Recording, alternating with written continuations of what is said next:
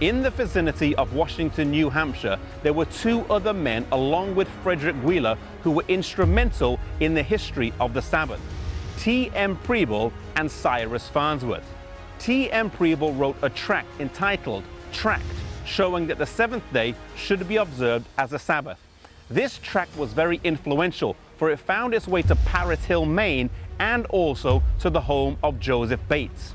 Bates read it and was convinced of it, but wanted to investigate further.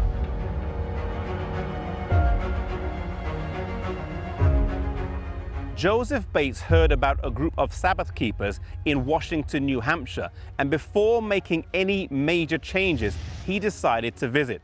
He traveled by train and stagecoach to the town of Hillsborough, where Frederick Wheeler lived.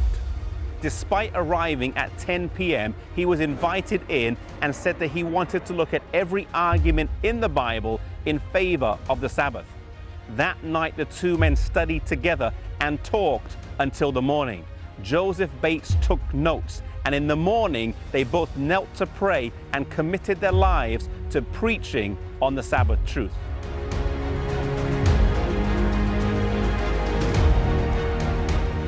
The next day, the two men traveled 12 miles to the home of Cyrus Farnsworth. There, on a warm day in the front garden under the maple trees, Frederick Wheeler and Cyrus Farnsworth continued Joseph Bates' crash course on the Sabbath. Along with T.M. Preble's tract on the Sabbath, Bates was now fully convinced. He bade his farewells and started his 3-day journey home with a lot to think about.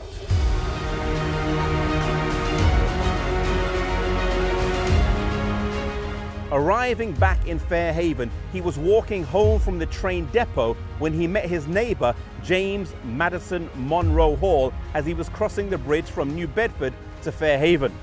Bates was greeted with the question, "What's the news, Captain Bates?" To which he responded, "The news is that the seventh day is the Sabbath."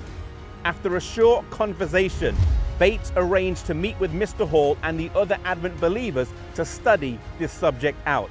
By the next Sabbath, Mr. Hall was a Sabbath keeper and his wife the week after. Bates would be instrumental in the adoption of the Sabbath by the disappointed Adventist.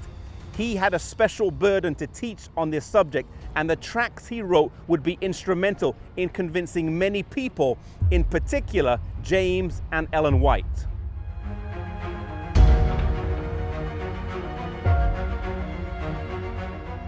Joseph Bates was at home writing when his wife came in and said she needed some more flour to finish the baking. He went down to the shop and used all the last money that he had to buy 4 pounds of flour. His wife Prudence was very upset. Firstly, that he had used all the money that they had, and secondly, that he only had enough to buy 4 pounds of flour.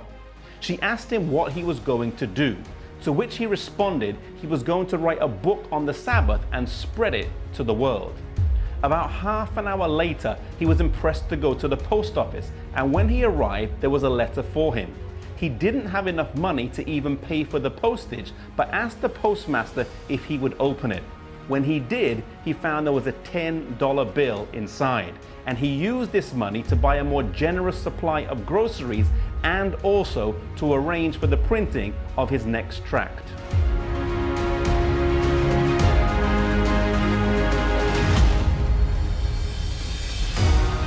Within a few years, this truth on the Sabbath would grow remarkably. In 1848, there were 6 major conferences on the Sabbath, with Bates presenting at most of them. After the great disappointment of 1844 and the scattering that the various winds of doctrine would cause after this, God was using this truth to gather his people around. Proverbs 4 verse 18 says that the path of the just is as a shining light that shines ever brighter unto the perfect day. God was slowly leading his people back to a full understanding of his word. May we follow God as he leads us day by day and step by step.